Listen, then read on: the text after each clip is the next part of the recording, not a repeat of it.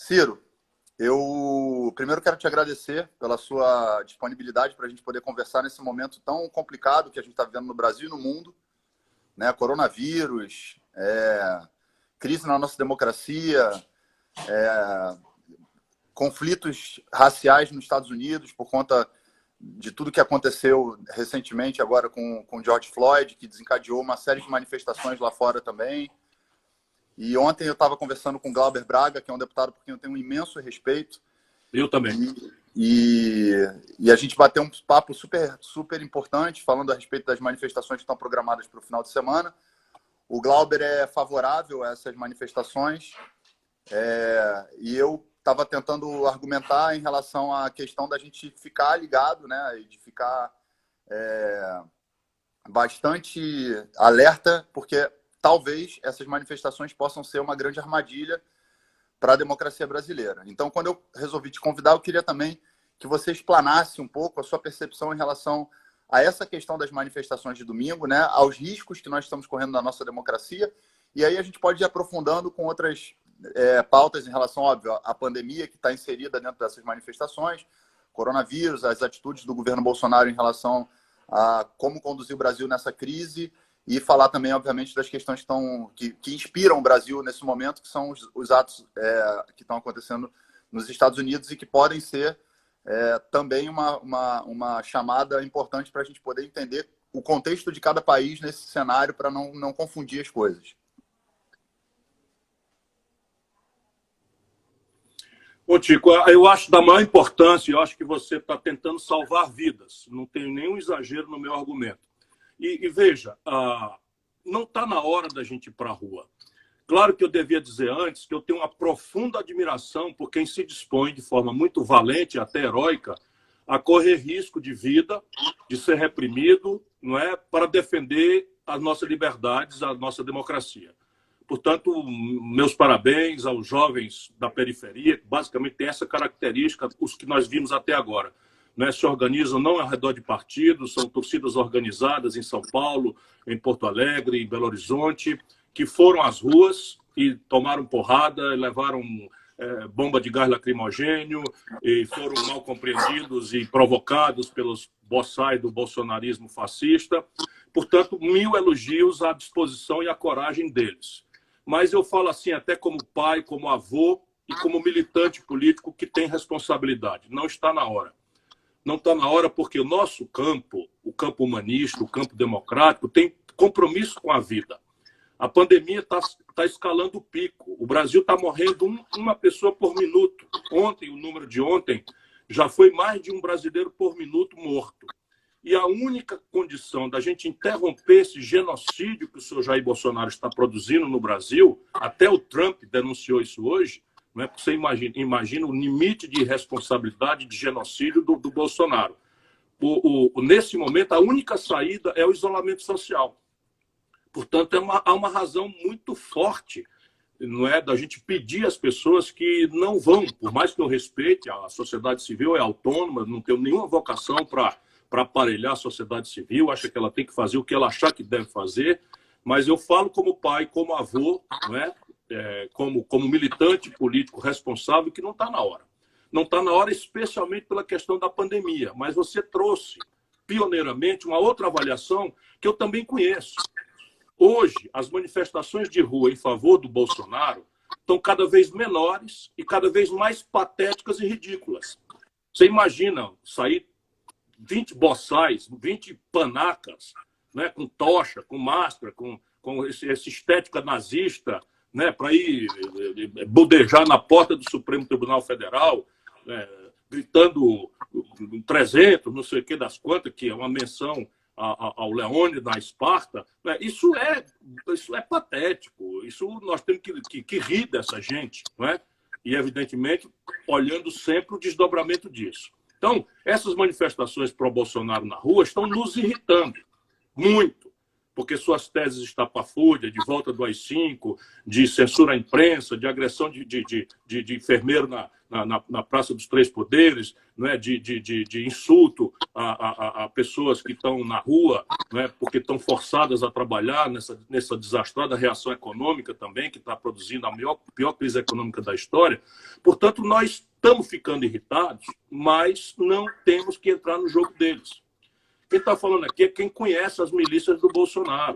Não é por teoria, nem por qualquer tipo de paranoia. Meu irmão, Cid Gomes, levou 2 tiros no peito, enfrentando a milícia do Bolsonaro. Jovens hiper excitados pelo filho do Bolsonaro, que entrou aqui para fazer esse serviço. O Moro desceu aqui para fazer esse serviço. O comandante da Guarda Nacional veio aqui fazer esse serviço porco.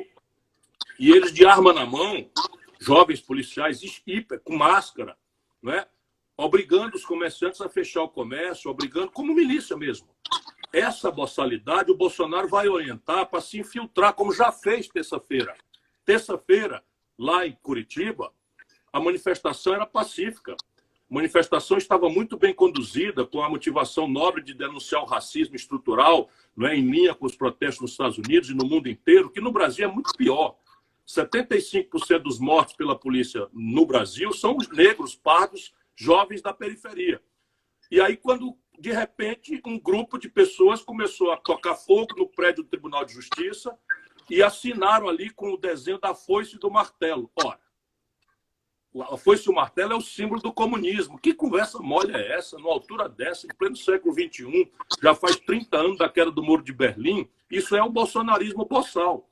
É a milícia bolsonarista que está criando esse fetiche e é a orientação do Serviço de Inteligência Estrangeira, isso é guerra híbrida. Esse Steve Bannon, que é o guru da ultradireita norte-americana, está aqui, está trabalhando aqui, né, conectado com os filhos boçais de bandidos do Bolsonaro, e eles vão tentar fazer isso.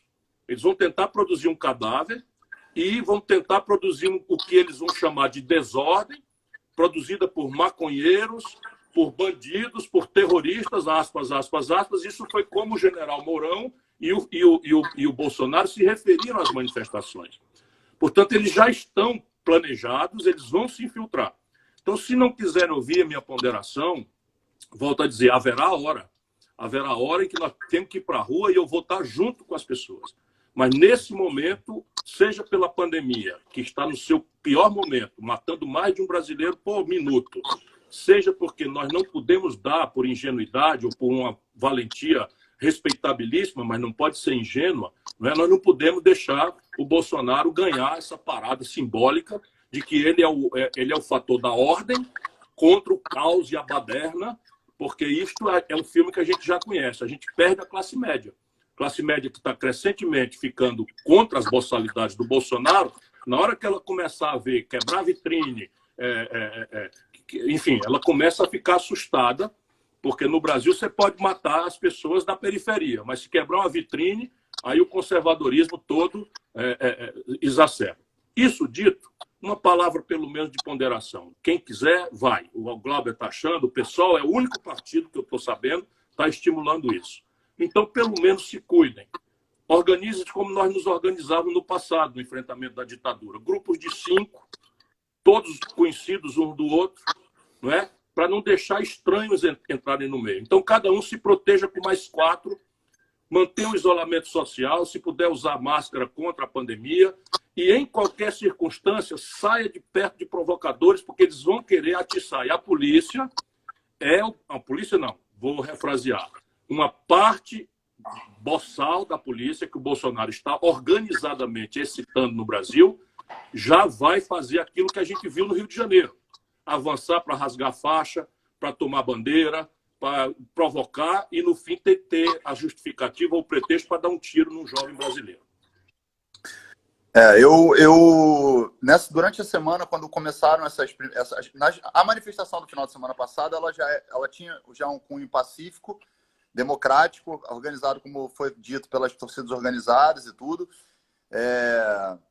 Porém, no final do ato, me parece que na Paulista houve algum incidente que acho que o coronel da Polícia Militar, se eu não me engano, de São Paulo, disse que foi provocado por uma pessoa do outro lado, Bolsonaro. do Bolsonaro, exatamente. E uma coisa me chamou a atenção que foi o próprio Bolsonaro ter pedido para eles não irem às ruas esse final de semana. Ele vem constantemente incitando, né, as pessoas a quebra o isolamento, quer dizer, quebrando qualquer tipo de protocolo responsável em relação à pandemia. Todo final de semana ele faz um circo lá na frente do Planalto, do Palácio. E nesse final de semana, estranhamente, ele pediu para que as pessoas dele não fossem às ruas, né, para que essas pessoas não dessem as caras. Eu entendi que para além dessa atitude dele, e também pelo que o Mourão escreveu no blog dele, se eu não me engano, que foi colocado no Estado de São Paulo, um texto já criminalizando os movimentos pela democracia, eu me senti no dever de tentar usar a minha voz pública para poder... Óbvio, a gente não tem esse poder de interromper o fluxo interno das pessoas de quererem ir para a rua no momento onde elas estão se sentindo prejudicadas, oprimidas, onde estão passando fome, onde estão sem emprego, onde tem uma série de questões que o Estado deveria estar oferecendo, porque eu acho que vale a pena a gente deixar bem claro aqui para algumas pessoas que a responsabilidade numa crise sanitária, numa crise humanitária, como o mundo todo está vivendo, é do Estado.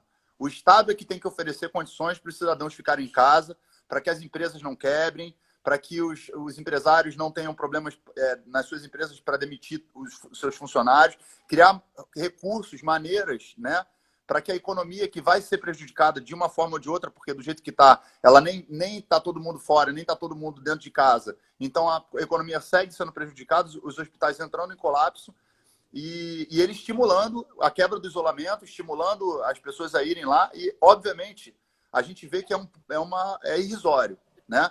Só que, para além disso, na semana que vem, se eu não me engano, tem um julgamento a respeito da chapa, né, no TSE, se eu não me engano. Eu queria que você me corrigisse se eu estivesse errado, se eu estou errado. E ainda existem as investigações em relação à questão das fake news que foram implementadas pelo Supremo Tribunal Federal e que estão, junto com a CPI no Congresso Nacional, chegando nos tentáculos que deram início a toda essa desordem que a gente viu em relação à informação e as próprias eleições, o resultado das eleições e tudo mais no Brasil.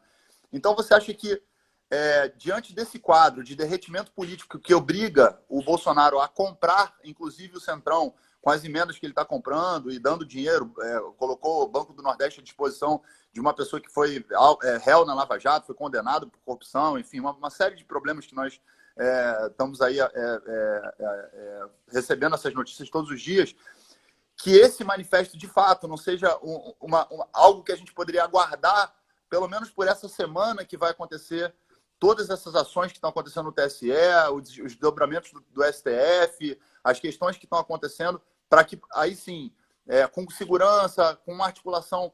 Porque eu falei para o Glauber, eu sinto falta de que a direita democrática, porque existe uma direita democrática, a gente não pode demonizar e achar que a democracia só pertence à esquerda e ao campo progressista. A gente tem que tentar estruturar minimamente uma manifestação, quando ela for de fato organizada, por todos os setores da democracia. Por a direita, pela centro-direita, pelos religiosos, pelas pessoas que são das torcidas organizadas, pela cultura, pelas feministas, por todos os setores da sociedade, né? Então, eu acho que quando a coisa sai quando a coisa é muito... Qual é a palavra que eu diria? Ela sai da rede social, né, de uma forma espontânea, mas ela não tem o alicerce das instituições e das lideranças da sociedade civil como um todo representadas, que isso não pode dar a ele exatamente essa carta que ele precisa agora para poder jogar uma cortina de fumaça e atrapalhar todos esses próximos passos que estão sendo feitos dentro das casas institucionais do STF, do TSE, do Congresso Nacional, para que ele possa, então, usar esse argumento de que são baderneiros, terroristas, vândalos, etc. Então, eu queria que você falasse um pouco dessa questão do TSE, do STF, das fake news, de tudo que está por vir e do derretimento dele e da previsão dele, de que por estar derretendo, uma manifestação violenta poderia dar mais força ou um pouco mais de oxigênio para ele poder sobreviver. Olha, o que está pesando sobre as costas do povo brasileiro, vamos pensar no nosso povo que tem um terceiro turno de trabalho dentro de ônibus, em tempos normais, o nosso povo que está metade dele na informalidade ou desempregado, nosso povo que ganha R$ 413 por mês por cabeça, 100 milhões de brasileiros, que está com o nome sujo no SPC. Então, vamos nos colocar na cabeça do nosso povo. Sobre esse nosso povo estão pesando duas crises muito reais, muito verdadeiras.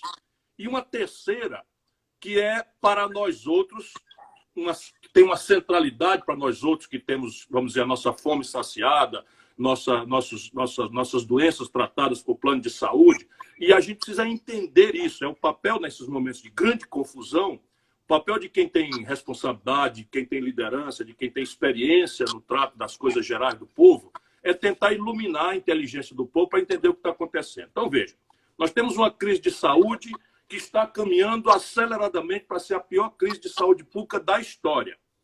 Então, nós perdemos 80 mil brasileiros em 1918 pela gripe espanhola.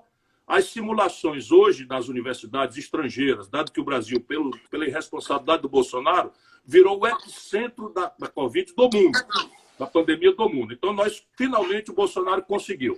O Brasil já é o campeão mundial de mortes diárias hoje no mundo. Já estamos em segundo lugar em nível de contaminação e já somos o terceiro lugar do mundo, quarto lugar do mundo em mortes. As simulações falam que ali pelo fim de agosto, Tico, nós teremos algo ao redor de 80 a 120 mil brasileiros mortos. Isso é um leite derramado. Nós não temos que desistir de continuar pressionando, porque ainda podemos salvar muitas vidas. Mas o Bolsonaro sabe que essa batalha está perdida para ele e que o testemunho do povo brasileiro, da condução desastrada que ele faz da pandemia, vai todo dia mostrar-se mais cruelmente para pessoas que ainda têm simpatia por ele ou que não querem se arrepender do voto, que não é uma coisa fácil. E a gente tem que ter muita humildade para entender esses tempos da população. O camarada que votou no outro, ele não vai querer se confessar imediatamente um idiota que foi enganado. Ele fica relativizando. E esse tempo é um tempo que a gente tem que ter humildade para ir fazendo, até porque o Bolsonaro também foi votado por negação à experiência anterior do PT. Né? A gente tem que saber disso, não é? Então, essa é a primeira crise, está perdida para o Bolsonaro. A segunda é a crise econômica. Olha, você não tem ideia, Tico, do tamanho da enrascada econômica em que nós estamos envolvidos. Seja por aquilo que o mundo inteiro vai ver, que é a queda da economia por conta da pandemia, mas é porque no Brasil a absoluta incapacidade de entender o problema e de operar as soluções na direção do povo mais pobre, o auxílio, que não deveria ter sido picado em 3 vezes, mas devia ter sido dado de uma vez só, para evitar aglomerações, para você poder financiar o apelo de ficar em casa, do isolamento social. Você tinha que ter feito e ter credenciado uma rede, né, em que você poderia dizer, olha, eu vou pagar com cartão de débito, vou mandar esse cartão de débito pelo correio, e esse cartão de débito vai valer para a economia formal de comprar comida, remédio, roupa e alguma outra coisa que a gente entendesse que era essencial. Porque isso, 40% desse dinheiro voltaria nos impostos e estimularia, por exemplo, o e-commerce, para que o cidadão não tenha que sair de casa para ir na farmácia e o caixa da farmácia tem que ficar dentro da farmácia se arriscando a fazer, o caixa do supermercado, etc. Esse e-commerce seria estimulado. E tem. Essa era a minha proposta lá atrás. O crédito para as empresas até hoje não saiu. A ajuda para os estados e municípios faz 70 dias, até hoje não saiu. Inacreditavelmente, a verba para a saúde, que foi autorizada no orçamento, é de 11 bilhões 470 milhões de reais. Eles só conseguiram aplicar até agora 2 bilhões e 300. Faltando respirador, o país é o que menos testa no mundo, falta leito de UTI, né? falta, enfim, os insumos, nenhum leito de hospital de campanha do federal foi operacional. Ele inaugurou ontem o primeiro, e não tem um paciente ainda porque falta o pessoal. Roraima tem um hospital pronto há 60 dias e não tem pessoal nem equipamento montado lá pelo Exército. Então, veja, é também uma batalha perdida. O Brasil destruiu 860 mil carteiras assinadas, empregos formais, no mês de abril. As sinalizações do mês de maio são mais de 1 milhão e 200 mil empregos. 5 milhões de postos de trabalho foram destruídos no Brasil, mesmo entre os autônomos e informais. Então, esse outro campo, não é, que é a batalha da economia, ele está perdido e perdeu essa batalha. Então, o que ele está fazendo? Ele está ativando um terceiro campo, onde ele tenta, isso é o Steve Bannon, esse guru da ultradireita, é guerra híbrida, os serviços de inteligência estrangeiro estão aqui, Ninguém pensa que eu sou paranoico, não. Eu sou bem informado. Não é? Então, eles estão aqui. Então é o seguinte, ó, nessa batalha da saúde está perdida, na batalha da economia está perdida, é preciso criar um terceiro campo, onde eu vou tentar distrair a população para que ela, ao invés de pensar em mortes, em saúde, e emprego e empresa funcionando, ela passe a falar em comunismo ou anticomunismo, em defesa dos valores morais da família tradicional ou no abortismo, no gaysismo, que são essas categorias, não é? Em que ele acha que pode restaurar a fidelidade de um terço do eleitorado, não é? Que pode eventualmente ainda aceitar esse apelo. E aí o que é que tem acontecido? Ele faz isso com uma certa urgência e muito destrambelhado, porque o Steve Bannon planeja e orienta estrategicamente uma linha política. Mas o que o Steve Bannon não dá jeito é que os filhos do Bolsonaro são bandidos. Então você tem um inquérito praticamente pronto no Ministério Público do Rio de Janeiro que vai provar que o Flávio Bolsonaro não só desviou muito dinheiro do gabinete dele, nas tais rachadinhas, mas aplicou isso numa conexão criminosa com as milícias do Rio de Janeiro. Isso tudo já está evidenciado. Eu tenho acesso a informações. O Ministério Público do Rio de Janeiro está pertinho de formalizar isso em público. Depois, o outro filho dele, os dois outros, Eduardo Bolsonaro e Carlos Bolsonaro, vão ser apanhados na CPI da fake news e no inquérito do Supremo Tribunal Federal das fake news, porque também já está esclarecido, a gente já sabe que é um gabinete do ódio, funciona no terceiro andar do Palácio do Planalto, que é o andar do presidente da República, ao lado dele, financiado com dinheiro público, inclusive dinheiro privado sujo e dinheiro estrangeiro. E isso é operado pelos dois filhos do Bolsonaro, além de uma quadrilha de marginais de altíssima periculosidade, todos orientados, de novo, pelo Serviço de Guerra Híbrida Estrangeiro, que esse Steve Bannon trouxe para o Brasil. Então, o Bolsonaro precisa esquentar esse negócio para coagir as instituições a encolherem nessas coisas. Então, o que ele faz? Tenta aparelhar a Polícia Federal, tenta aparelhar a Procuradoria-Geral da República, tenta disseminar os escândalos contra os seus adversários, não é? Como ele está fazendo com o Witzel. Não é que o Witzel seja coisa muito boa, não. Não acho que seja, não. Acho que, inclusive, quem quer enfrentar o Bolsonaro não pode ter rabo de palha. Porque quem tiver rabo de palha, para mim, que queime. Não interessa. Mas não é razoável que a gente saiba, que a gente deixe de saber que o Bolsonaro está operando uma milícia pessoal dele, que tem gente da Polícia Federal, gente da Polícia Militar, gente do Brasil inteiro, gente das Polícias Civis do Brasil inteiro, gente da Controladoria Geral da União. Ele está montando, ele confessou isso naquela tal reunião, que tem uma estrutura de inteligência particular dele. Ele tem uma milícia que ele está organizando. Nós já encaramos essa milícia aqui no Ceará e ela é violenta e perigosa, e clandestina e traiçoeira. Portanto, essas três crises são também o ambiente onde nós podemos e devemos celebrar a unidade dos democratas, como você corretamente colocou. O MBL está pelo impeachment do Bolsonaro. Eu não tenho nada a ver com o MBL, nem na origem, e muito provavelmente jamais terei. Mas, nesse instante, a saída que a democracia precisa produzir pela Constituição é o impedimento do Bolsonaro, e não há ambiente político ainda para isso. Portanto, esses manifestos da sociedade civil, esses protestos, essas coisas virtuais, ajudam muito a ir ganhando na cabeça do nosso povo o convencimento de que esse homem vai destruir o Brasil. Vai matar muitas dezenas de milhares de pessoas, vai destruir nossa economia e vai esgarçar o tecido nacional a ponto de estarmos na iminência de um descambar de violência muito grave, que ele deseja precipitar para, de novo, distrair a população, coesionar um pouco pelo medo a classe média, constranger o Supremo Tribunal Federal a conter esses inquéritos. E, enquanto ele faz isso em público, o general ministro da Defesa foi para a casa do ministro Alexandre de Moraes em São Paulo no fim de semana passado. Tempos estranhos. Então, o que eles foram lá? Diz que demorou umas 4 horas a conversa do ministro da Defesa, que na véspera, no domingo, tinha passeado com o Bolsonaro no helicóptero.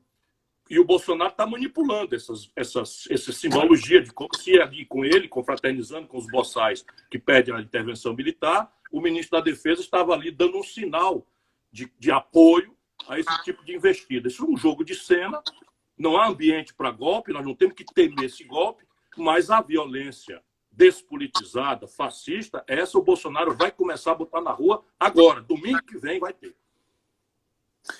Isso que eu ia perguntar para você. Você acha, então, que, na verdade... Deixa eu só completar a pergunta que você me fez. O Tribunal Superior Eleitoral vai votar dia 9. Hoje é dia 5. Dia 9 vai votar um recurso, né, que pede a cassação da chapa. Por isso que o Mourão está tão agitado. Pede a cassação da chapa pela manipulação de fake news e dinheiro sujo, não contabilizado, caixa 2, picaretagem de quem fez discurso moralista. E o Bolsonaro está apavorado, porque saiu uma notícia de que dos 7 ministros, 3 estariam já inclinados no TSE a votar pela cassação da chapa e convocação de novas eleições. Eu quero dizer para você que eu não acredito muito que vai acontecer, não. Sabe, eu conheço muitos limites, a fraqueza, a tibieza, o elitismo de uma certa parte da justiça do Brasil. E não acho que eles vão fazer isso, não. Mas é o que está marcado para fazer. E, Ciro, deixa eu te perguntar uma coisa. Eu acho que está muito claro, com todas essas suas questões que você colocou agora, que, obviamente, qualquer distúrbio urbano vai ajudar e vai fomentar, na verdade, mais argumentos e mais espantalhos, vamos dizer assim, para que ele possa manipular a favor dele nas redes sociais, que é onde ele conseguiu, obviamente, né, crescer ao longo do período pré-eleitoral e pós-eleitoral, mantendo consistentemente de 20% a 30% do eleitorado dele ali, que acredita piamente que, de fato, o Bolsonaro está fazendo um governo bom ou regular, enfim. É difícil de entender um pouco a cabeça dessas pessoas, até que ponto, o que elas entendem como bom e regular. Mas eu queria saber o seguinte, de 0 a 10, assim, se a gente fizesse uma escala, quando o médico pergunta pra gente, quando você está doente, você está de 0 a 10, você está como? Você está bem? 8, estou muito mal. 2, eu tô razoável, estou bem, né? E 5, estou mais ou menos. A democracia do Brasil, você falou que acha que não tem... Acho que a quebra das instituições, de fato, como num autogolpe, vamos dizer assim, é improvável. Mas de 0 a 10, a democracia está correndo quanto de risco? Eu diria a você que, ao modo anos 60, de sargentada, de descer um general pilotando um tanque de guerra de Juiz de Fora no rumo do Rio de Janeiro, é próxima de 0. Por quê? Porque não há ambiente nacional nem internacional para que isso aconteça. Então, a questão é o seguinte, em 64, o governador de São Paulo era o Adhemar de Barros, estava pelo golpe. O governador de Minas Gerais, um banqueiro, Magalhães Pinto, estava pelo golpe. Por ser governador e por ser banqueiro. Não é? O governador da Guanabara, na época, o Carlos Lacerda, era pelo golpe. Hoje, nenhum governador do país é pelo golpe. Então, os editoriais do Estadão, da Folha de São Paulo, do Jornal o Globo, do Jornal do Brasil, pediram o golpe, explicitamente, claramente. Não é? E nenhum mass media importante do Brasil, nenhum, né, defende o Bolsonaro mais. Não é? A grande burguesia nacional, na época, assustada com a agenda de reformas de base do João Goulart, que eram bobagem, que está tudo na nossa Constituição, na época era considerado um antessala do comunismo. Né? Estavam pelo golpe. A classe média brasileira, excitada por quebra de hierarquia nas Forças Armadas, a CIA meteu aqui o Cabo Anselmo. Isso tudo está hoje desencriptado, os documentos são oficiais. Então, o Cabo Anselmo era um cabo da Marinha, contratado pela CIA, e era o mais valentão de todos. Por isso que a meninada aí, o Glauber, precisa recuperar um pouco, né, a história do Brasil. Então, o Cabo Anselmo era o mais valente de todos. E aí era prender almirante, era quebrar e tal, e vamos lá, e é o valentão, e que tem que defender o Brasil e tal, e era agente da CIA. Pago. Havia um porta-aviões americano, isso também eu li esses documentos todos na Biblioteca do Congresso dos Estados Unidos, numa pesquisa que eu fiz, isso eu acho que hoje é acessível pela internet. Tinha um porta-aviões cheio de fuzileiros navais americanos, fundeado aí no litoral, né, entre o Espírito Santo e o Rio de Janeiro. Então havia esse cenário interno e o cenário externo, vamos lembrar, 64, 1º de abril, é um aninho e pouco depois da mais grave crise que a humanidade teve, na iminência do gatilho da guerra nuclear, pela crise dos mísseis em Cuba. Os russos, os soviéticos, basearam mísseis nucleares em Cuba, que fica a 120 quilômetros da Flórida. Então, pela primeira vez na história, os norte-americanos tiveram... Antes não existiam mísseis intercontinentais e tal. Então, pela primeira vez na história, o território americano ficou vulnerável a uma coisa. Então, não tinha cinza, sabe? Não tinha diversos tons de cinza. Era preto ou branco. Era Guerra Fria. Mas hoje não é mais assim. A comunidade internacional não aceitaria uma sargentada no Brasil e o Brasil seria imediatamente proscrito da comunidade internacional numa hora que nós estamos quebrados economicamente. Então, você imagina, a Holanda anteontem, repudiou o acordo Mercosul, União Europeia, que o Bolsonaro comemorou aqui, morreu o acordo. Razão, a depredação do patrimônio ambiental brasileiro pelo governo do Bolsonaro e a escalada fascista e golpista e antidemocrática do Bolsonaro. Morreu o acordo ontem, porque lá é preciso unanimidade nos membros da comunidade europeia. Morreu. A França já ia votar contra também, mas morreu ontem. Anteontem, a mais importante comissão do parlamento norte-americano mandou uma carta para o Trump repudiando o acordo de preferência comercial com o Brasil. Razão, o governo fascista, ameaçador do regular funcionamento das instituições e depredador do meio ambiente e ameaça e grave lesão de direitos humanos. Portanto, morreu qualquer preferência comercial e o Trump hoje, numa fala no jardim do Palácio do lado da Casa Branca, o Trump hoje citou o Brasil, ao lado da Suécia, como piores exemplos do mundo na forma de enfrentar a pandemia. Então, você imagina o Bolsonaro no poder, com toda a vassalagem que ele está fazendo. O Ministério da Saúde, vou dizer, tem 23 militares, nenhum com experiência de nada na saúde, com 5 generais no Palácio, está com esse nível de isolamento em coisa. Imagina se um golpe militar fechasse o Congresso, constrangesse a imprensa, ou censurasse a imprensa, ou fechasse o Supremo Tribunal Federal. Isso não há a menor chance. Agora, quer dizer o quê? Que a gente tem que descansar? Não. O Bolsonaro está montando uma milícia. Ele está quebrando a hierarquia das Forças Armadas, está quebrando a hierarquia, ele anuncia que tem um capitão da infantaria que o municia de coisa, ou seja, o capitão reporta ao presidente, passando por cima do major, do tenente-coronel, do coronel e do general. E tudo que os militares não querem ouvir falar, porque eles sabem que a hierarquia e a disciplina é a base da organização deles. E o Bolsonaro está tentando fazer essa milícia particular. É isso que nós temos que estar prevenidos.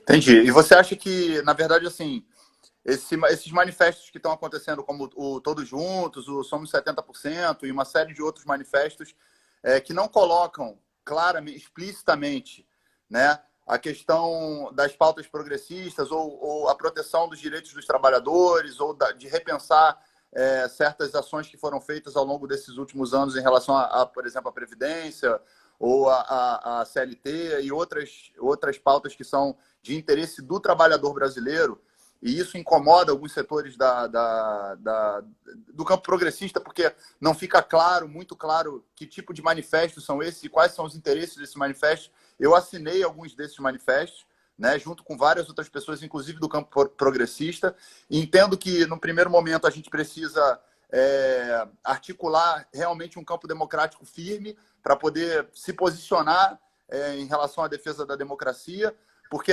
nesse primeiro momento, entendo que quanto mais pessoas de campos, até mesmo opositores, estiverem juntos pela democracia, porque a democracia é o contraditório, né? É o funcionamento do contraditório. Caso contrário, eu imponho só a minha vontade também de ter uma ideia progressista do Brasil e vamos embora e passo por cima de todo mundo. E ok, mas acho que eu, como uma pessoa democrática e como uma pessoa que prezo realmente pelas ideias contraditórias, acredito que esses manifestos talvez eles possam, de alguma maneira, criar um pouco mais de diálogo que foi retirado, né, da política por conta da polarização que a gente vem vivendo já há algum tempo, né? Então, eu queria que você me falasse um pouco de qual é a possibilidade, de fato, de que a gente conseguisse criar uma frente ampla, democrática, e se você acha que isso é viável e através de quais pautas ou do que a gente tem que abrir mão. O professor Wilson Gomes, que é um professor de Ciências Políticas da Universidade Federal da Bahia, com quem eu me identifico muito e que eu sigo ele nas redes sociais, ele falou o seguinte: a esquerda se divide pelas ideias e a direita se une pelos interesses, né? Então, nós temos uma dificuldade enorme de conseguirmos uma unidade até mesmo dentro do campo progressista, porque a gente diverge em algumas ideias e isso nos separa. Enquanto a direita, para chegar ao poder, ela se une pelos interesses. O que nós temos de interesse comum? É isso aqui? Então vamos conquistar isso aqui e vamos lá. Então eu queria que você me dissesse, dentro do campo democrático, se é possível uma conjunção, né, desses personagens, dessas bandeiras, dessas ideias, que tem, obviamente, pautas e visões diferentes do mundo, né? O progressista tem uma visão diferente do neoliberalismo ou do liberalismo, etc. Então, eu queria entender um pouco como é que você acha que pode ser viável essa união de democratas, de pessoas que são favoráveis à democracia, num barco só, para que a gente pudesse posicionar. Ó, aqui nós somos essas pessoas que, apesar de termos divergências, somos pessoas que estamos defendendo a democracia, e o restante é gente que está querendo acabar com a democracia, são os fascistas, são os interventores pró-intervenção militar, as pessoas que não têm nenhum afeto, nenhum carinho pelos anos, né, que a nossa democracia é recente, né? A gente não é uma democracia tão sólida quanto a democracia americana, que aí eu acho que é um outro próximo assunto que a gente pode abordar. Então, eu tenho muito temor por causa disso, porque o Brasil, na sua história, é um país golpista. A gente tem, na história do Brasil inteiro, lá desde 1500 até hoje, a gente tem inúmeros golpes, um atrás do outro, né? Até a própria independência e a república e tudo isso foi um golpe atrás do outro, né? Quem estudou história sabe disso. A gente conversou isso daquela vez que a gente teve uma conversa antes das eleições.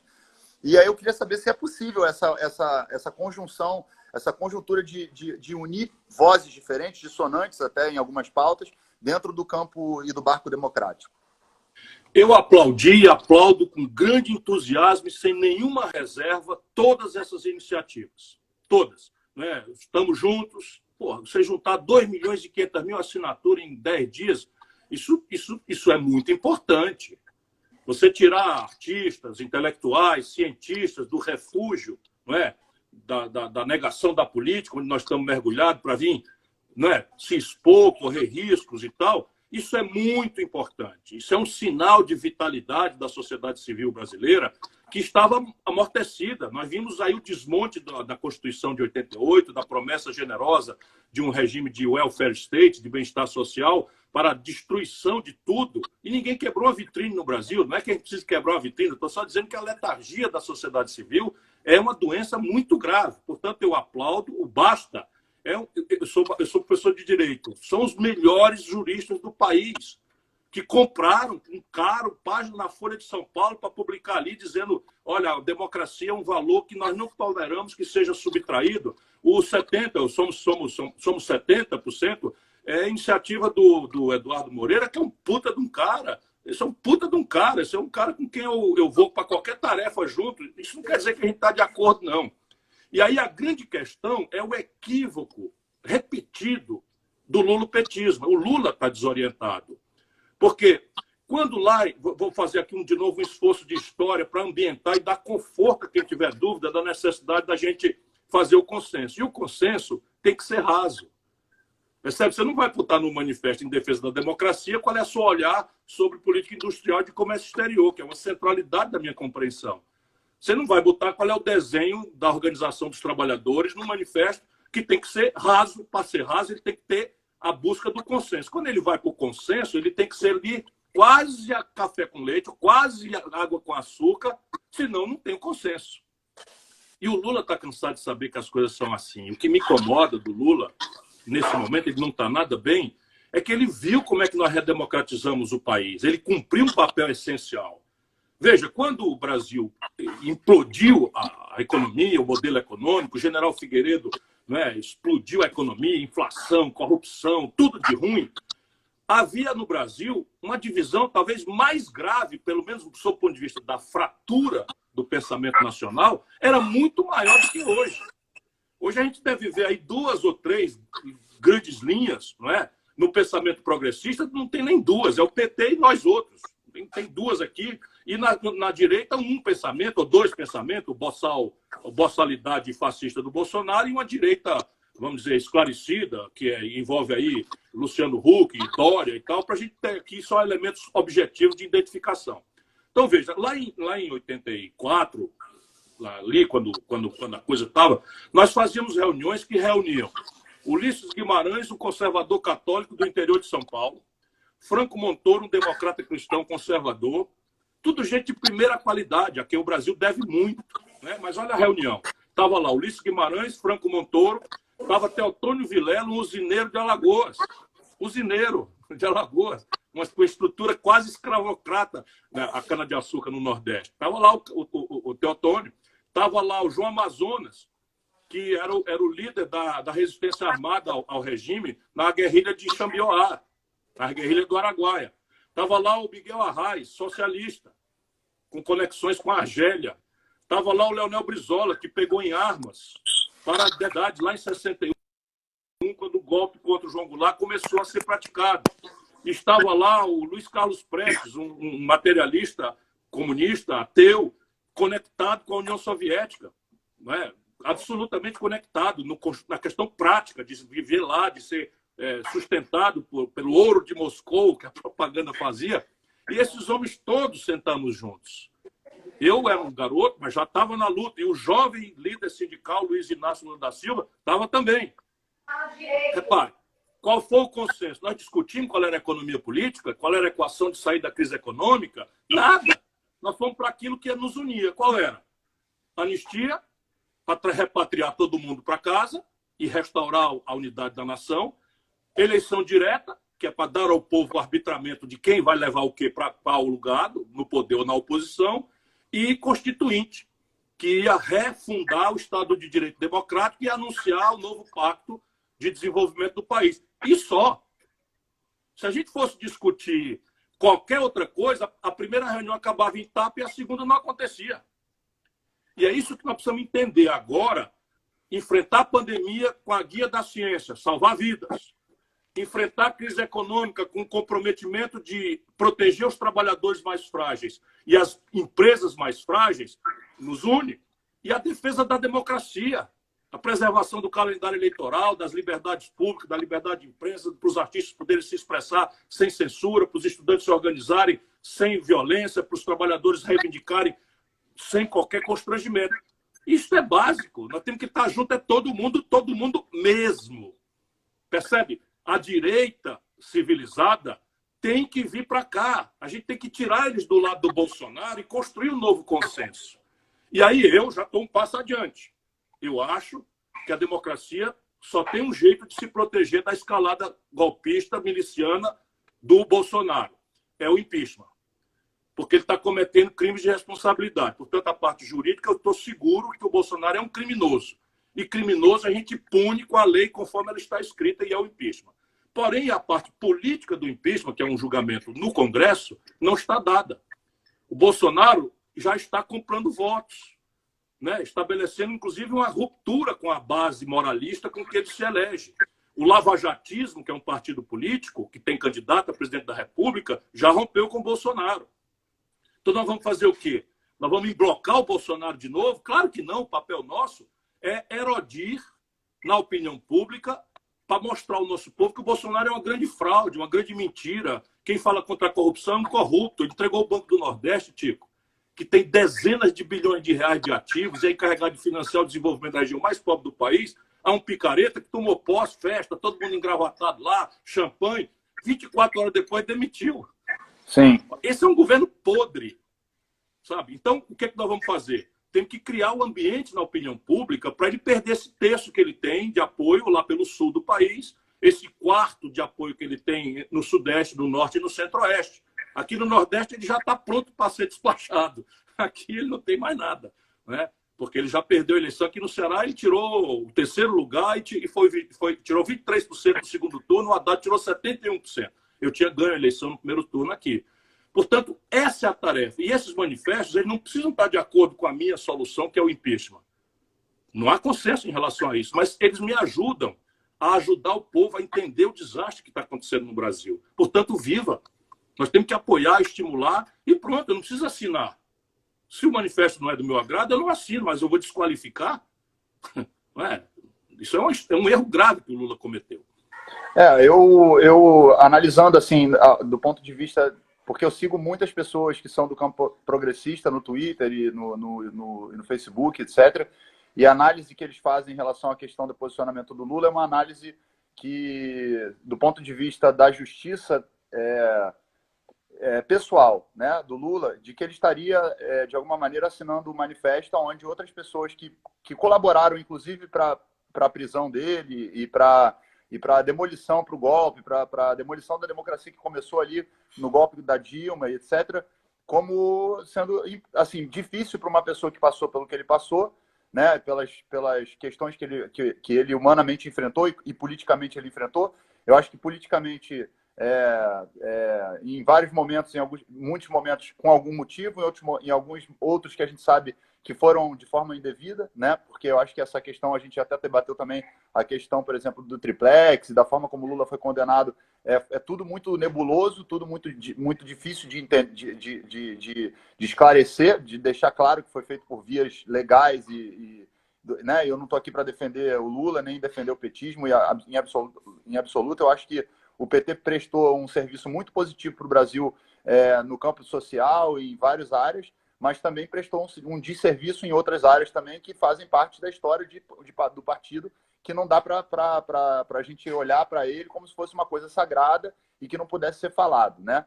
Mas essas pessoas que defendem, por exemplo, que o Lula não deveria assinar, ou não deveria se juntar a esses que estão assinando o manifesto, dizem porque acreditam que o Lula tem esse direito pelo fato de ter sido golpeado na sua liberdade e também por entender que o PT foi golpeado através do impeachment da Dilma, etc. E nisso nós concordamos, o Brasil foi golpeado na democracia em relação à Dilma, mas, por outro lado, eu queria, sem querer me aprofundar muito nessa questão do lulopetismo, porque já há uma divisão muito grande entre o lulopetismo e parte da esquerda, né, do campo progressista, e eu acho que essas rachaduras, elas cada vez que elas aumentam, elas dificultam ainda mais uma unidade de pensamento, não de pensamento para que a gente possa todo mundo concordar, mas no sentido da gente de colaborar, né, para que a gente possa salvar a democracia. Então essas pessoas alegam isso, de que seria contraditório o Lula assinar um manifesto onde tem pessoas que apoiaram o golpe, que apoiaram a prisão dele, enfim.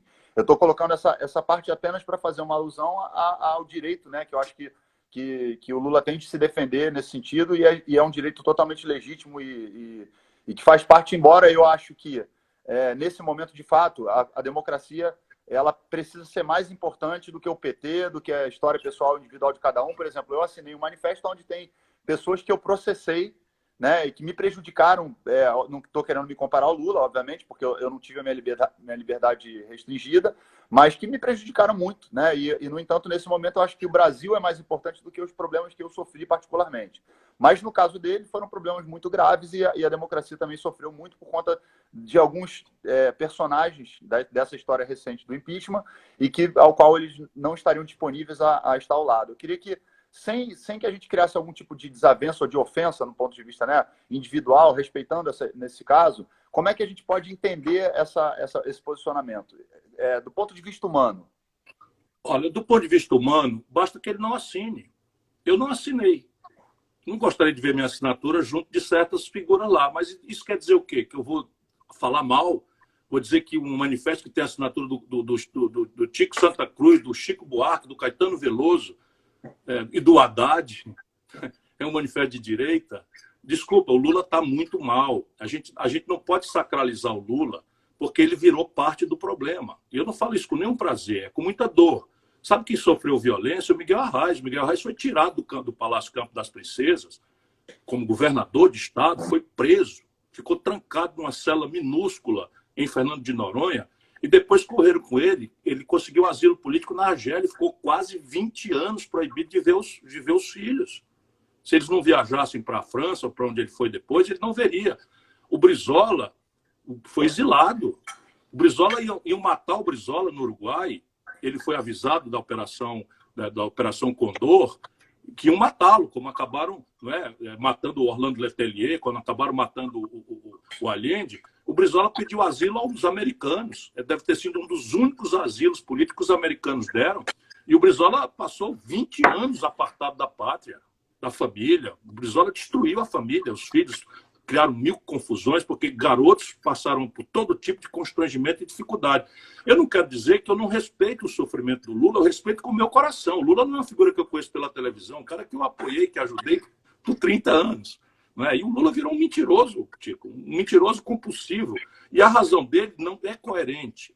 Porque, veja, o Lula, no dia que fez aquela caravana, em 2017, menos de um aninho depois do impeachment, quem foi que fez o golpe, que eles chamam de golpe, e eu também chamo? Quem fez foi o Senado Federal, confere? Sim. Não foi o Senado que fez? Quem presidiu o Senado Federal era o Renan Calheiros. Na sequência, já acordo feito, com apoio do Lula e do PT, o Benício Oliveira. Esses dois homens votaram pelo impeachment. Em 2017, o Lula fez uma caravana pelo Brasil e abraçou-se com o Renan Calheiros em Alagoas, com quem o Haddad estava nas eleições. Eles ficam zangados, porque eu não aceito mais isso por causa disso. O Ceará deu 2/3 dos votos contra o impeachment. Eu era alto funcionário executivo da Companhia Siderúrgica Nacional, ganhava um salário de milionário, que eu nunca na vida tive, pedi demissão e fui para a rua brigar contra o impeachment. Sabe, fui brigar na rua ameaçado de esse Salles, botou R$1.000 para quem fosse me hostilizar num restaurante. Sabe, tudo isso está tudo certo, eu não estou com negócio de mimimi, nem me queixando, não. Estou feliz da vida de ter cumprido as minhas obrigações. O Ceará deu 2/3 dos votos contra o impeachment. Sabe com quem o Lula se acertou e o Haddad na campanha de 2018, um aninho depois do golpe? Com o Eunício Oliveira. Sabe contra quem? Contra o candidato do PT. Que a gente, por questão de cordialidade e de procurar não ter briga e de unidade, demos a candidatura aqui no Ceará ao PT. Aqui o governador do Ceará é do PT, apoiado por nós. E ele não tinha voto, não. Era um jovem talento extraordinário, desconhecido, que a gente sabia que seria o extraordinário governador que está sendo. Fomos lá e apoiamos. Porque eu nunca mais quis ser dono da bola, nunca mais quis voltar, porque eu acho que é papel da gente saber a hora de sair, de dar passagem aos jovens, aos outros quadros. Então não tem coerência nenhuma. Primeiro porque o que está em jogo, de fato, é a democracia.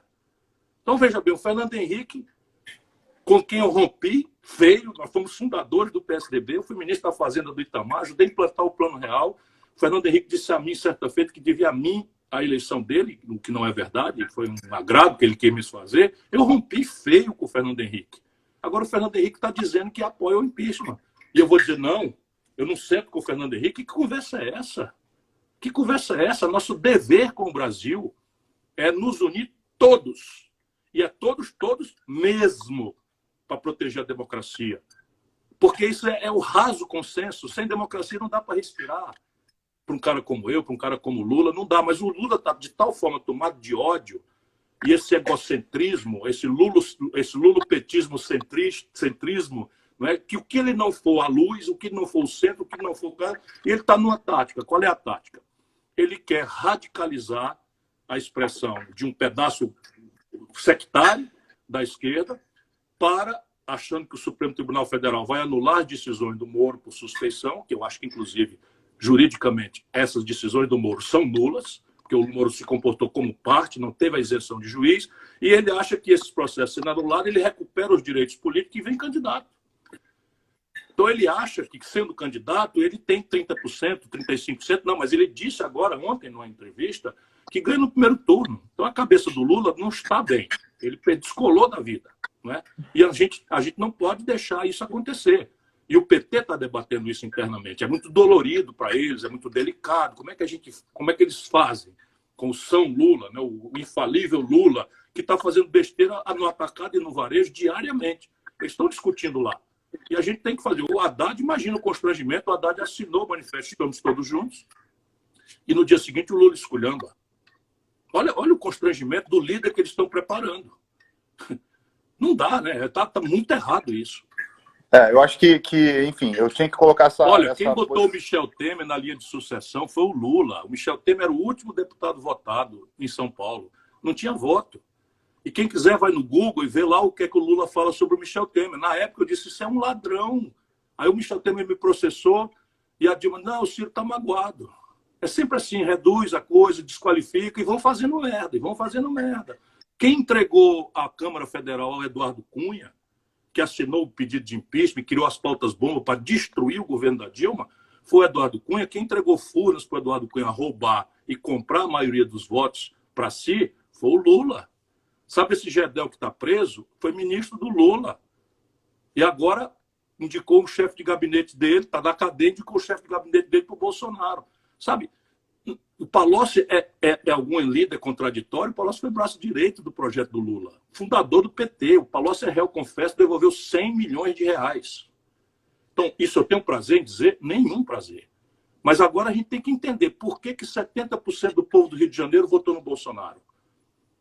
Por que 70% do povo do São Paulo votou no Bolsonaro? Por que 70% do povo de Minas Gerais votou no Bolsonaro? 70% do povo do Sul, Rio Grande, Paraná e Santa Catarina. E essa gente toda votou conosco a vida inteira. De repente, agora chamam todo mundo de gado e de fascista. Eu estou fora.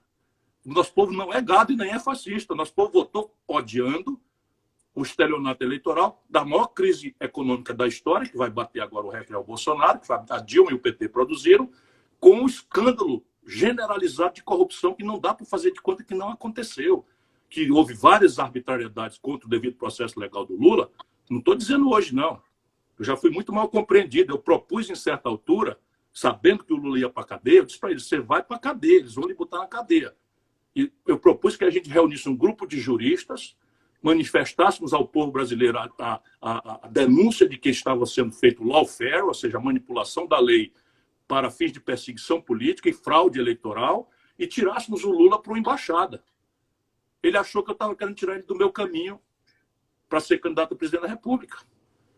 E me esculhambaram. Percebe? Não dá mais para engolir as baboseiras do Lula, sabe? Perdeu, fez um belo trabalho, sem nenhuma dúvida fez.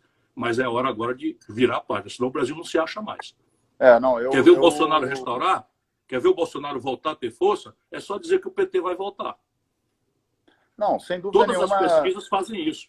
Sem dúvida nenhuma, essa discussão é uma discussão que a gente trouxe ela no primeiro turno ainda, né? Em relação a essa questão do...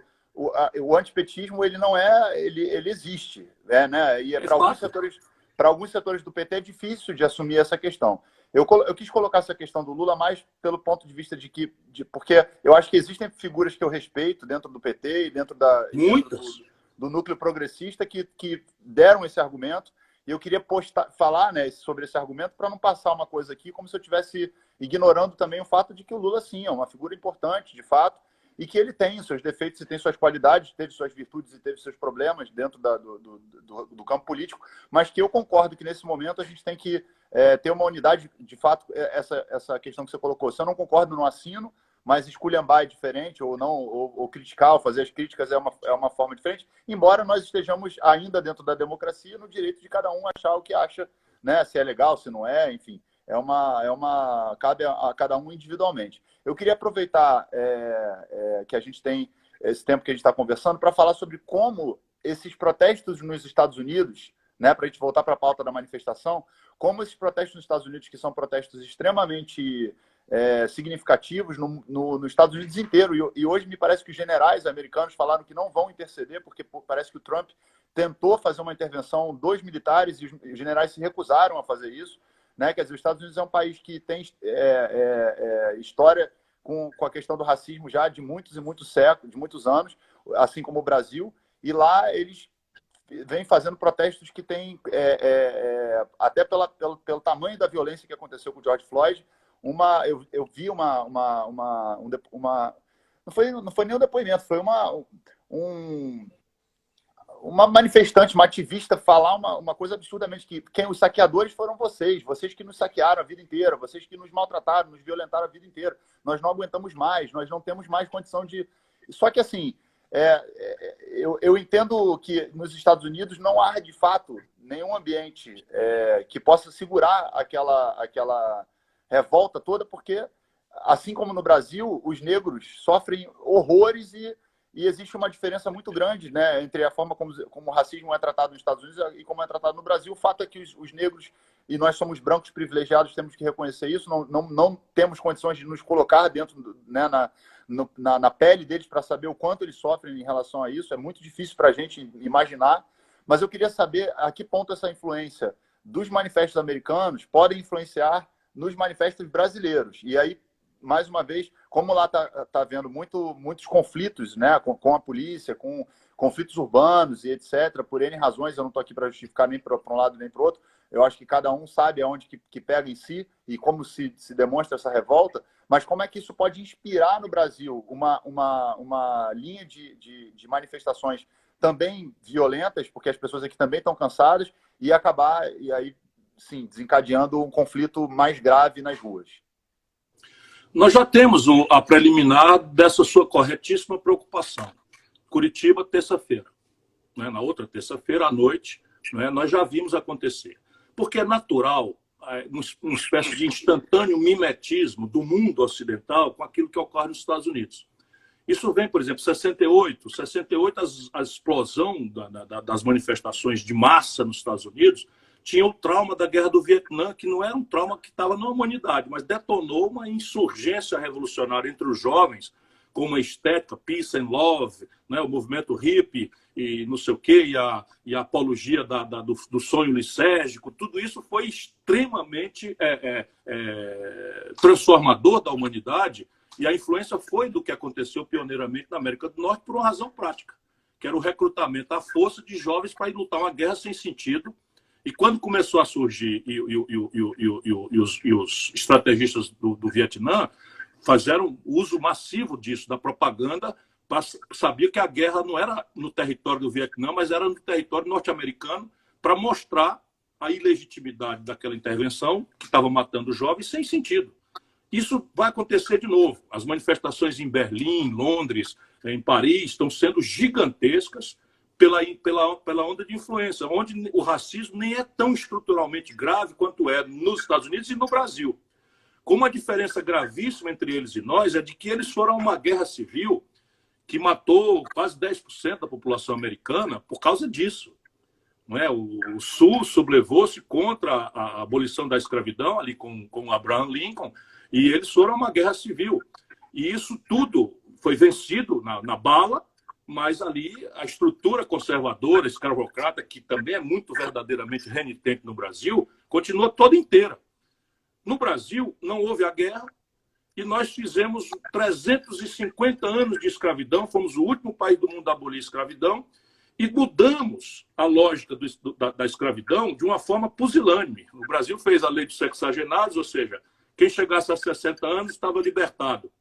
Ora, imagina, a expectativa de vida na época era 40 e poucos anos, e, na verdade, você estava libertando os senhores de escravo de ter que pagar a comida e a moradia do escravo, a lei do ventre livre. Então, a gente foi acabando devagarinho, chegamos ali quase no alvorecer do século XX, ainda escravocrata. Se não fosse a pressão final da Inglaterra, talvez a escravidão, dependendo de certa elite brasileira contemporânea, até ainda hoje existisse. Mas como não houve essa guerra no Brasil, a identidade dos negros brasileiros ela não foi muito assumida. Então, se você olhar o que acontece em matéria de violência nos Estados Unidos, comparado com o Brasil, é fichinha.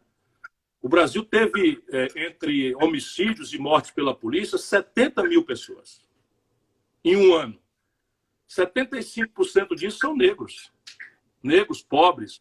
E muitas vezes com aberrações como essa do João Pedro, que aconteceu agora, que o camarada, Polícia Federal e Polícia Civil do Rio, entram na casa do menino e enchem o menino de tiro, a parede cheia de tiros, um negócio completamente estúpido. E nós estamos banalizando isso toda hora. Não é? Então é preciso, e você está correto, não somos nós, os brancos abastados, que vamos ensinar a luta para os negros. Eu sou solidário. O negro que trabalha na mesma atividade, com a mesma jornada de trabalho no Brasil, ganha 60%, 70% do salário de um branco. Não é? Mas eles não adquiriram ainda, no caso brasileiro, uma consciência, não é? de étnica. E a luta identitária, às vezes, dissocia a questão da luta de classes, da grande questão que é a discriminação, sob o ponto de vista de rico contra pobre. E nós chegamos ao ponto que 5 brasileiros, por dedo de uma mão, não é? Tem as posses e a fortuna de que 100 milhões de brasileiros possuem. É a pior distribuição de renda do planeta Terra. É muito complicado. Enfim, a gente está vendo que essa pandemia, na verdade, ela acabou ficando em segundo plano. Mata muito mais negros e pobres e pardos do que brancos. Nós temos aqui em Fortaleza o georreferenciamento por bairro. Nós começamos a pandemia no Ceará umas 4 semanas antes do Brasil, porque somos muito intensamente turísticos. E aí nós sabemos por bairro, porque somos o estado que mais testa no Brasil, saímos antes de todo mundo na questão do isolamento social e hoje nós invertemos, é o primeiro e único estado brasileiro que inverteu a curva, porque nós sabemos aonde é que ela está indo. É chocante, Tico. Aqui no meu bairro, na Praia de Iracema, a taxa de mortalidade é inferior a 1% dos contaminados. Daqui a 3 quilômetros da minha casa está a Barra do Ceará, Pirambu, bairros pobres. 3 quilômetros da minha casa, a taxa de mortalidade é de 10%. Porque são pobres, negros ou pardos e moram 6 pessoas numa casa de 70 metros quadrados. Metade das famílias, não em Fortaleza, no Brasil, não tem saneamento básico.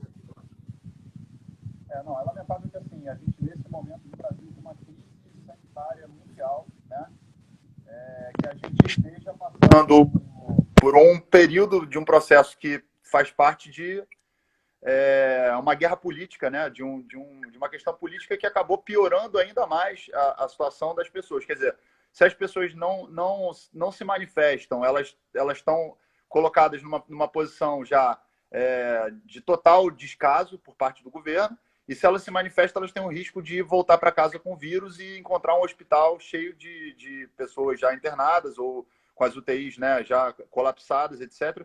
Então, a que ponto, né? Eu fico aqui pensando, porque a gente imaginava que em 2020 a gente ia estar voando em carros, né, voadores, e conversando com hologramas, etc., e que o mundo ia estar super evoluído e que as pessoas iam estar num nível de humanidade mais importante. A gente andou para a era medieval, né? A gente andou para a era medieval. A gente está vendo discussões inúteis a respeito se a Terra é plana, se a Terra não é plana, anti-vacina, de negacionismo da medicina, da ciência, da importância, né, do estudo científico, das pesquisas para se dar uma opinião a respeito de um tema tão complexo. O Ministério da Saúde, que tem mais de 20 dias já, que não tem um médico trabalhando. Quer dizer, eu não sei o que karmicamente nós brasileiros recebemos como demonstração do universo que nos colocou nessa posição agora de ter que enfrentar o coronavírus, né, o Covid-19, e ainda o descaso essa total responsabilidade do governo Bolsonaro, que já se mostrou completamente indiferente ao que o povo pobre está sofrendo, ao que as pessoas estão sofrendo nos hospitais. Então, assim, eu me preocupo muito com quem vai estar na rua, né, nesse final de semana, por causa da pandemia também, porque a aglomeração fatalmente vai gerar muitas pessoas contaminadas. 60% das pessoas que pegam o Covid, né, que não são assintomáticas, são pessoas que não têm nenhum tipo, não estão tossindo, não estão espirrando, mas estão falando e passando o vírus adiante. Então, assim, mesmo de máscara, a gente sabe que o contato diminui, mas ainda assim há risco, né, ainda mais uma aglomeração gigante. Me preocupa muito essa questão da pandemia e me preocupa muito essa questão também de que, porventura, nesse final de semana tenha algum tipo de distúrbio que justifique uma reoxigenação do discurso do Bolsonaro para a sua base e para alguns setores que já não simpatizam mais com ele. Por isso que eu acho que assim como eu, Luiz Eduardo Soares lançou um manifesto também tentando alertar a todas as pessoas. E acho que você, assim como eu li que houve um manifesto coletivo dos partidos de oposição, né? Acho que a Rede e o PDT...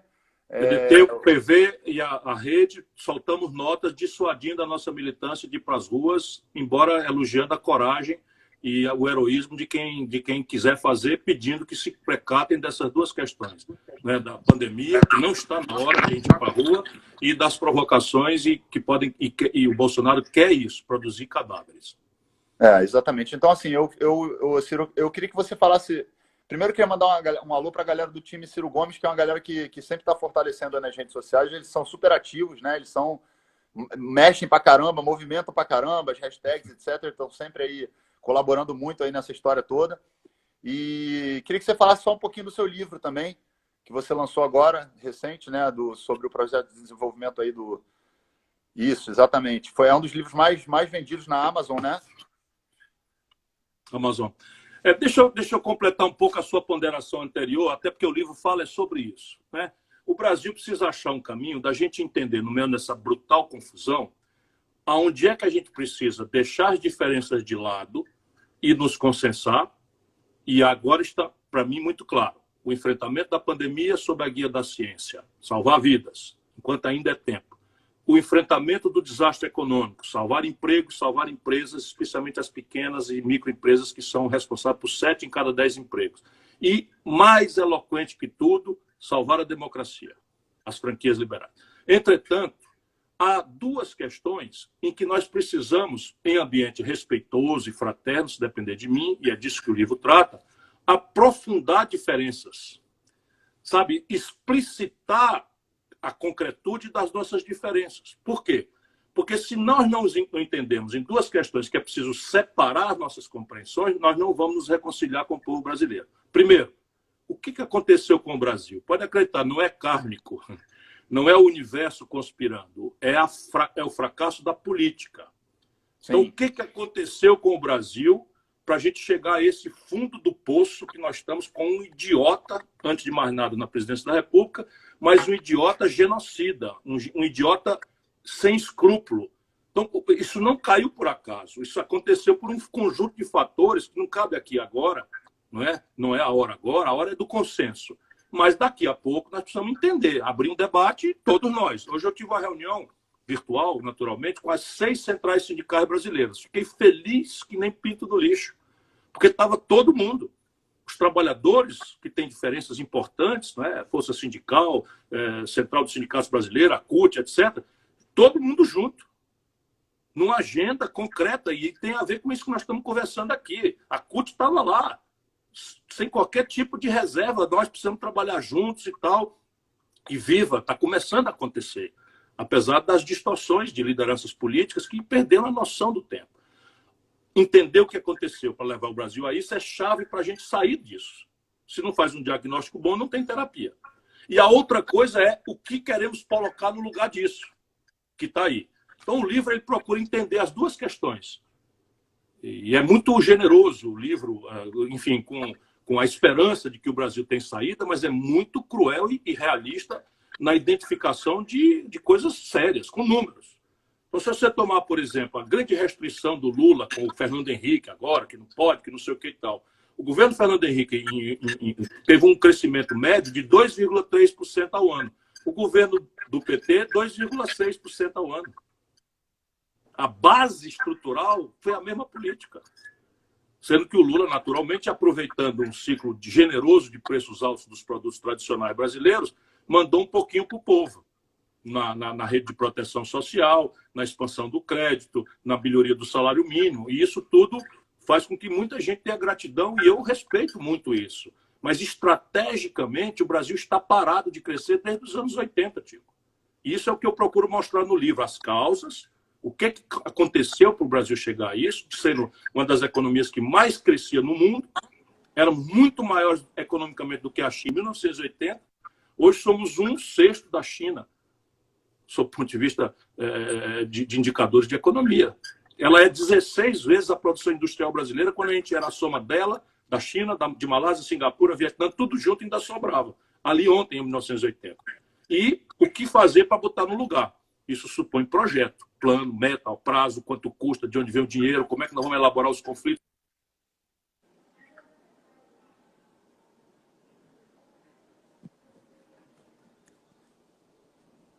Alguma coisa.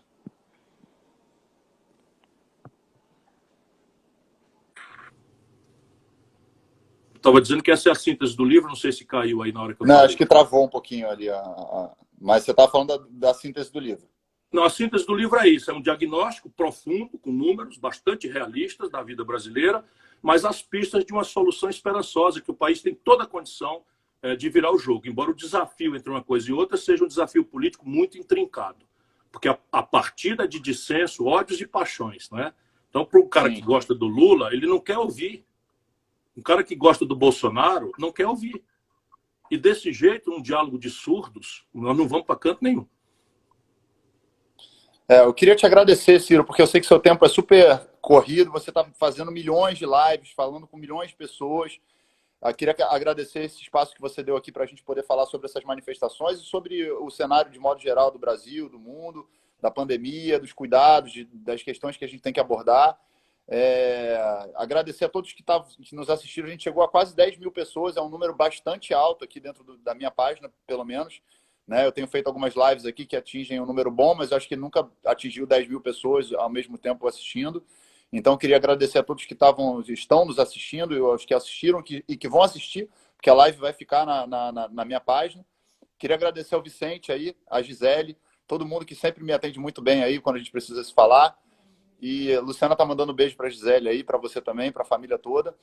E, cara, eu agradeço mais uma vez a clareza com a qual você fala. Acho que cabe a gente também alcançar essas pessoas que se dizem, não sou nem de direita, não sou de esquerda, não sou isso, não sou aquilo, odeio político, odeio... E a gente tem que tentar conscientizar as pessoas para sair dessa questão binária, que eu acho que essa questão binária, sim, atrapalha o Brasil e vai continuar atrapalhando, porque aí se a gente não sair dessa coisa dessa briga binária só, de não entender que existem outras nuances, outras cores nessa ideia, nessa história toda, na variedade do Brasil, no tamanho do Brasil, na forma de se pensar o Brasil, realmente a gente vai ficar escravo de uma coisa ou outra que não faz bem para o Brasil, né? Eu acho que a gente tem que começar a raciocinar caminhos, porque a pandemia vai passar. A gente pode ser que demore um pouco mais para passar por conta de toda essa dificuldade do governo de colocar, né, o Brasil no eixo para poder enfrentar essa crise sanitária, mas ela vai passar, e quando ela passar a gente precisa estar atento para começar já a abrir esse diálogo que tanto tempo a gente vem tentando construir, né, com essa coisa de sair da polarização e ir para um caminho onde exista a conversa, né, onde as pessoas possam conversar ao invés de se agredir, ao invés de se xingar, ao invés de se anularem, né? Eu acho que ouvir um pouco das diferenças é importante, ouvir um pouco do contraditório é importante. Por isso também que eu estou tentando ver se eu consigo alguma liderança de direita para que a gente possa fazer uma live aqui e ouvir o que eles têm para dizer também a respeito dessas questões, né? A questão da pandemia, a questão do posicionamento do governo Bolsonaro, etc. Vou insistir nisso até eu conseguir, porque eu acho que o meu canal serve para isso. Eu sou um artista, né? Eu tenho essa condição de poder abrir um diálogo mais abrangente em relação a essa questão. E fico muito feliz de poder dialogar mais uma vez contigo. Eu tenho uma admiração profunda pelo seu trabalho, pela sua história. Às vezes não concordo com algumas questões, o que é normal, mas acho que é fato que você é uma pessoa hiper preparada para debater o Brasil com todo o seu conhecimento econômico e com todas as suas, com todos os seus pensamentos muito voltados para o país mesmo, para a questão do nosso Brasil, que é importantíssimo, né? Então, queria te agradecer e queria pedir para você deixar uma mensagem para os manifestantes aí, para a galera que está pensando em ir para a manifestação, né? E eu vou ficar aqui na minha casa torcendo para que nada aconteça além de uma manifestação pacífica e que eles consigam manter a segurança, manter o distanciamento, que eu sei que é difícil, e a saúde para poder voltar para casa em segurança e em paz. Queria que você desse uma mensagem final aí. Eu quero te agradecer, Tico. É um privilégio para mim. Eu sou seu fã, você sabe disso. Vi a live do Detonautas agora. Você mandou bala, né? Me representa nessa indignação e faz isso de um jeito muito belo, porque nós temos que também dar valor ao que tem. E o materialismo consumista não tem valor. O que tem valor é a apreciação do belo, né? É o amor à natureza.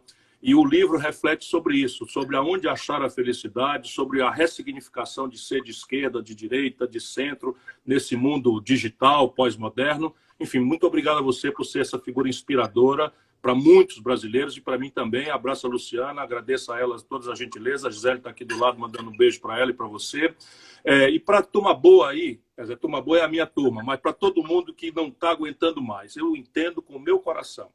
Mas vou dizer de novo, falo como pai, como avô, essa é minha apelação, né? Como pai, como avô, mas como militante político responsável. Não está na hora. Haverá hora em que nós vamos precisar de todo mundo na rua. Mas a gente, nesse momento, não pode dar um sinal trocado. O Bolsonaro está chamando as pessoas para sair do isolamento porque ele é da morte.